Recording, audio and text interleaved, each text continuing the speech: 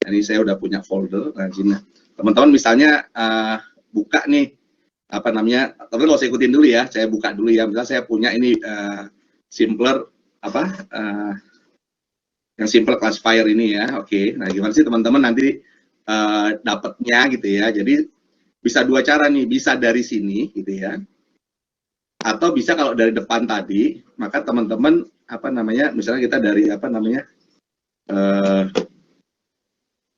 dari awal gitu ya, apa dari sininya, maka teman-teman bisa masuk ke apa namanya local space-nya kayak tadi ya, local space-nya, kemudian bisa import ya. Cara import dari mana? Jadi di link yang kemarin tuh saya sebetulnya udah punya apa namanya flow untuk kita bisa import. Tapi karena saya udah punya, saya hapus dulu di tempat saya. Jadi importnya bisa dari sini atau bisa dari sudah masuk ke foldernya ya. Jadi misalnya tadi anggap aja saya punya apa namanya, ini dulu sebentar ya, saya punya ini, kemudian saya mau import, tapi kebetulan karena saya udah punya, saya hapus dulu ya. Nah saya import dari mana? Ada titik di atas ini kita bisa nih import workflow. Nah workflow-nya ada di mana? Workflow-nya kalau teman-teman itu saya taruh di link yang kemarin teman-teman, itu di day 2 itu ada contoh workflow-nya. Nama workflow-nya adalah building a simple classifier gitu ya. Nah itu bisa di download, nanti taruh di folder di komputer teman-teman, kemudian tinggal dibuka ya, diimport di sini ya. Jadi pakai import, kita open, maka otomatis dia akan membuka, dia akan masuk, nah, otomatis terbuka ya. Kemudian kita akan panggil gitu ya. Nah ini flow-nya yang tadi ya. Jadi mungkin kita akan belajar dari flow ini dulu ya.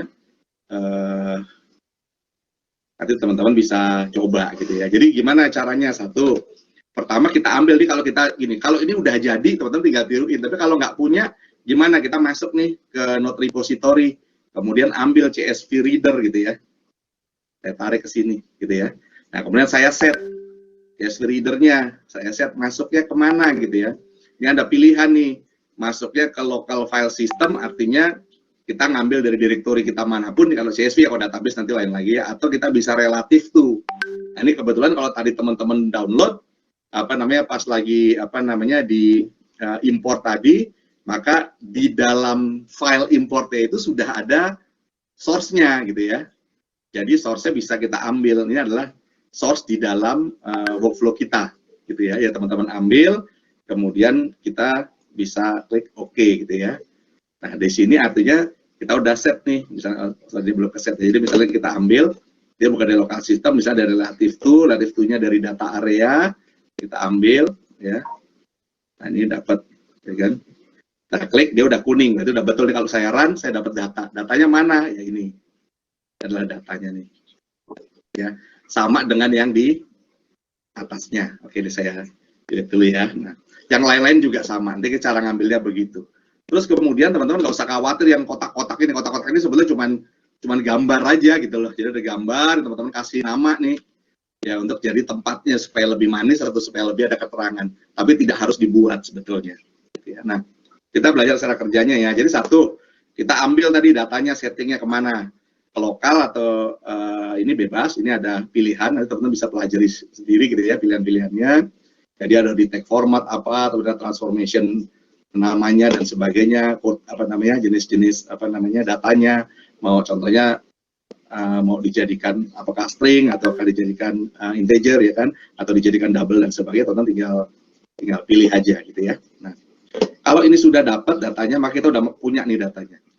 Di data ini itu ada field-fieldnya ya, teman-teman bisa lihat nih field-fieldnya apa gitu ya. Yang mau kita tebak ini apa sekarang? Yang mau kita tebak adalah income, ya income-nya di bawah 50K USD atau di atas 50K income per tahun, per tahunnya gitu ya. Jadi itu yang mau kita tebak. Karena itu kita masuk ke partitioning ya. Nah di partitioning ini sama, tinggal diambil tadi ya dari node ya, partitioning kita bisa pilih ya isinya. Misalnya tadi mau 80, berarti kalau 80 yang di atas 80 bawahnya 20. Dan kemudian kita bisa random atau kita bisa stratified sampling. Nah, saran saya kita pilih yang stratified sampling. Ya, sampling berdasarkan yang mau ditebak. Karena apa? Karena supaya contohnya berimbang gitu ya. Karena kan income tadi ada di bawah 50.000, ada di atas 50.000 gitu ya. Jadi supaya contohnya berimbang, kita taruh di stratified sampling, ya kan. Nah, ini kemudian dia keluar, kalau saya run maka dia keluar result yang di atas itu adalah yang ini, yang first, ya ini ada 26.000 row, yang kedua ini ada 6.500-an row ya dari sininya. Kenapa? Ini karena kita bagi dua. Nah, yang atas masuk ke decision tree. Nah, yang kita tebak apa? Income. Nah, ini bisa pilih nih, gini indeks dan gini rasio. Sekarang nggak usah dipikirin dulu lah ya, pokoknya income aja, tebak. Ya, kemudian yang lainnya default aja gitu ya, nggak usah kita apa-apain gitu ya. Nah, masuk ke atas, kalau kita run, maka dia punya knowledge sekarang. Nah, biasanya ini akan kita sambungkan dengan decision tree prediktornya. Di prediktornya, ini kita nggak set apa-apa gitu ya, cuma set kalau perlu adalah namanya, nama hasil predik kita. Kalau kita masukkannya dari yang atas, contoh di sini, dari yang training yang kita masukkan, kemudian di run, maka dia merun dari data yang training kan gitu kan, ya kan? Ini kalau ini ada apa namanya, ada keterangan karena dia tadi kita hanya set di 20.000 ya, misalnya tree-nya dan sebagainya. Tapi itu bisa diubah, misalnya kita mau dibuat di 30.000 ya nggak apa-apa gitu ya, bebas aja. Nah nih, kalau tadi saya apa namanya pakainya yang data dari atas, maka skor saya ini adalah skor dari atas ya, ini skornya ini nih. Ya, dia ada skornya akurasinya 88,5%. Nih, jadi ini 0,8 nih maksudnya adalah 88,5%. 0,8 berarti 80% ya. Nah, cuman yang dilihat nggak bisa akurasinya aja, nanti ada caranya kita ngeliat, ada precision-nya, ada recall-nya, nanti kita akan belajar ya. Maksudnya precision atau recall itu apa gitu ya. Nah, intinya itu skornya si siapa? Skornya si training ya. Nah, sekarang kalau saya ganti skornya dari skor testingnya, ya maka saya tariknya adalah dari yang testingnya gitu ya, ke decision tree-nya. Nah, sekarang kalau saya run, ini skor adalah skornya si testing. Nah, tadi kan itu 80 berapa tadi? 88 ya. Ini 83 ya, masih mirip-mirip lah. Oke, berarti kita anggap valid lah ini apa namanya, 80 20-nya. Tapi kalau saya mau tingkatkan lagi, misalnya jadi 90, boleh nggak? Boleh aja. Ya, sama nih, saya klik OK, saya run, sekarang jadi berapa dia ya kan? Itu 84,7, artinya dia naik ya skornya ya dari tadi. Artinya ini, dalam case ini bagus mana nih? Kita pilih 80-20 atau 90-10, dalam case ini bagusan 90-10 ya, dari sisi akurasinya gitu ya. Tapi kita tes dulu nih, kalau saya kasihnya ini di 70, ya, gitu ya, 70, ini skornya seperti apa gitu ya. Dia 84 kan, jadi artinya gini, skor yang tadi kita masukkan 80, ya misalnya dari 80, ya untuk testingnya, ya, itu sedikit lebih tinggi aja gitu ya kan, untuk testingnya gitu ya, dari apa namanya, dari yang kita set di sini gitu ya. Jadi acceptable nggak misalnya kita set di 80, dia acceptable. Kenapa? Karena gini, namanya classification itu sebenarnya bukan tinggi-tinggian skor gitu ya. Nah, ini malah 90 10 malah turun. Kenapa kadang dia bisa naik turun? Karena tadi kita pasangnya di sini dia random kan. Berarti jadi kita stratified sampling. Jadi sebetulnya dia bergerak terus gitu ya. Nah, kalau random apalagi gitu ya, ini juga dia bergerak terus. Jadi datanya itu dia punya internal engine yang diacak-acak terus ya. Itu yang saya katakan bahwa kita tidak perlu terpaku dari tingginya akurasi gitu ya. Yang penting sense basisnya dia make sense atau tidak. Nanti kita akan belajar ke situ ya. Nah, jadi kalau kita terpaku itu technical. Kalau dalam bisnis kita tahu datanya diubah, nanti resultnya pun bisa beda. Nanti kalau ada kenyataan ada data baru, artinya kita bukan pakai training testing kan, ada data baru yang kemudian kita coba ke apa namanya, prediktor kita, bisa jadi skornya juga berubah lagi gitu ya. Cuman nanti kita akan belajar sense-nya ya. Nah, dari sini yang penting tadi sekitar 80-an% lah akurasinya. Maka kita anggap bahwa oke, si prediktor ini atau si learner-nya ini tadi knowledge-nya itu kira-kira bisa dipakai untuk menebak 80%. Kalau kita sebagai orang bisnis, apa yang kita lakukan? Maka yang saya lakukan adalah menambah jumlah kolom ini, informasi gitu ya. Daripada saya capek-capek tuning gitu ya, maka saya akan lakukan apa namanya fitur engineering namanya. Nanti kita akan belajar juga ya. Tapi sekarang intinya gini, jangan terpaku sama akurasi yang apa namanya beda sedikit gitu ya. Kenapa? Karena akurasi itu bisa jadi nanti misleading juga ya. Ya kenapa? Karena ini akurasi bagaimanapun cuma terhadap dari data yang training dan testing ya. Jadi kalau akurasinya kurang oke, mungkin kita bisa coba dengan algoritma yang lebih strong ya. Misalnya kita pakai algoritma lebih strong dari sini adalah random forest atau XGBoost misalnya ya. Cuman itu nanti kita belajar. Sekarang intinya kita belajar classification dulu.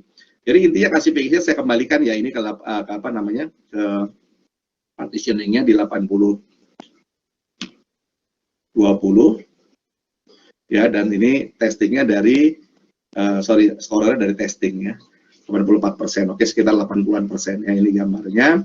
Kalau kita mau lihat dari hasilnya nanti ya dalam bentuk scatter dan sebagainya ya kita bisa lihat ya. Ini dibandingkan antara jam kerja per minggu dengan umur gitu misalnya ya, dan seterusnya atau apalah ya. Ini bisa kita lihat, ataukah misalnya jam kerja per minggunya bandingannya bukan umur tapi bandinginnya dengan income-nya ya, kita tinggal ubah aja gitu ya. Artinya gambarnya jadi seperti ini ya. Ternyata jam kerja tidak mempengaruhi misalnya dari sini income gitu ya. Nah, tapi apa sih yang menarik dari decision tree? Jadi gini, kalau dalam bisnis kadang-kadang kita harus aware bahwa bisnis kadang-kadang tidak selalu bisa menerima yang black box gitu. Jadi kalau saya punya algoritma yang canggih, tapi algoritma black box, bisnis kadang-kadang belum tentu bisa accept. Karena ada kalanya kita gunakan algoritma sederhana, kenapa? Karena saya mau sesuatu yang bisa dimengerti oleh orang awam. Nah, ini kalau di bisnis, kalau kita pindahkan tadi decision tree tadi ke rule, maka sekarang resultnya menjadi rule gitu loh.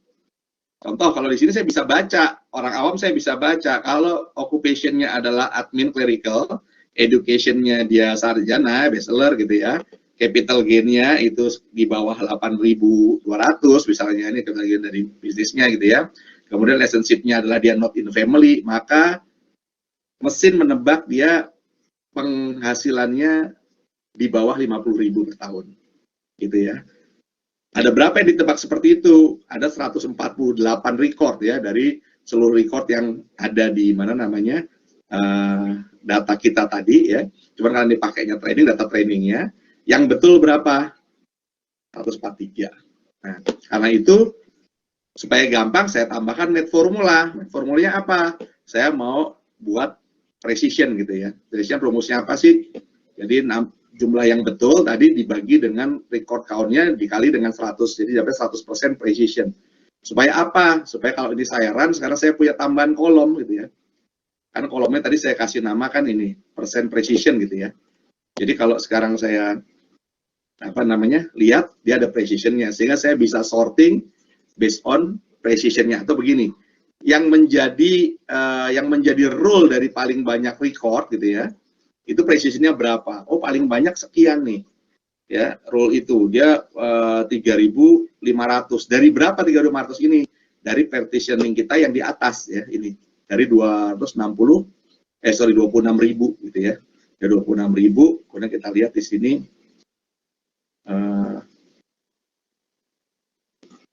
3.590-nya itu ditebak menggunakan rule yang pertama.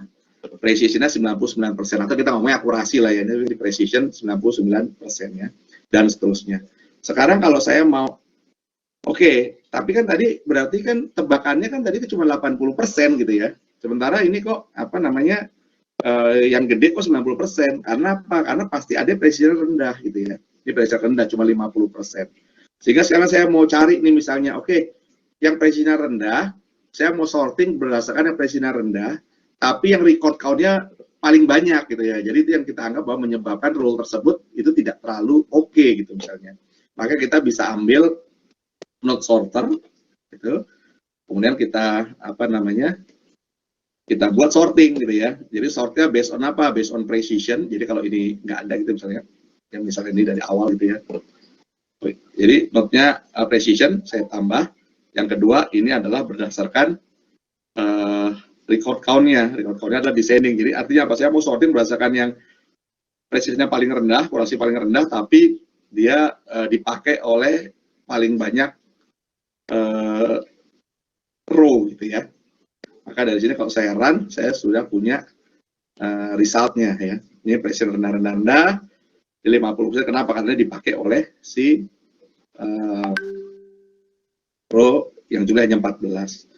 Contohnya gimana sih? Oh, dia nembaknya coba kalau educationnya doktor, ya doktorat, ya capital gain-nya di bawah 7.000 sekian, hasilnya dia tidak menikah, ya makanya kemungkinan dia di bawah 50.000. Dan ini ternyata ada 14 record yang akhirnya diproses menggunakan rule ini, yang 7 betul, 7 salah, gitu ya. Itu namanya adalah precision. Nah, next tinggal kalau oke, saya mau taruh ini di Excel, ya saya tinggal set Excel-nya namanya apa, saya set apakah dia kalau exit di override atau append dan sebagainya, sheet name-nya apa. Misalnya saya klik nih open file after execution ya, jadi begitu di execute kita langsung buka ya, saya run. Nah, maka ini adalah result-nya ya. Nah, based on ini kita bisa tahu nih, ini adalah rule-rule yang dipakai untuk menebak apa namanya based on decision tree tadi. Nah, kenapa ini bisa dilakukan? Karena decision tree adalah sebetulnya algoritma yang sangat basic, dia if then else aja dalamnya gitu ya. Jadi dia bisa dibuat rule. Tapi algoritma yang lebih canggih dari decision tree bisa nggak dibuat rule? Belum tentu. Nah, orang banyak yang bermain dari ciri-ciri itu adalah variable of importance ya. Tapi dalam bisnis kadang-kadang nggak juga bisa begitu. Kenapa? Kita coba lihat ya, kenapa nggak bisa begitu. Saya tunjukkan, jadi gini. Jadi kalau kita buka tree-nya, kita lihat ya, yang pertama kali dipakai oleh mesin untuk membedakan tadi apakah income-nya besar atau tidak, ternyata mesin memilih namanya relationship. Ya, tapi kalau relationship yang dia not in family, kita lihat, kita klik ya, wah ini, maka dia pilihnya capital gain, dia langsung cek berdasarkan capital gain-nya. Tapi kalau yang dia istri misalnya, yang dia cek bukan capital gain-nya, tapi pekerjaannya gitu ya. Nanti kalau dia lihat yang unmarried, yang dicek adalah, nah ini kebetulan capital gain-nya juga, dan seterusnya. Sehingga kadang-kadang variable importance itu bisa misleading juga, tapi nanti kita akan belajar ya cara bacanya, cuma tidak hari ini. Cuman sekarang keep in mind aja bahwa tree yang paling basic aja, dia sudah cukup pinter untuk membagi-bagi kriteria itu berdasarkan apa namanya kelompok-kelompok datanya gitu ya. Dan dia bisa di-generate karena dia if then else. Nanti semakin canggih algoritma, maka kemungkinan dia semakin black box ya.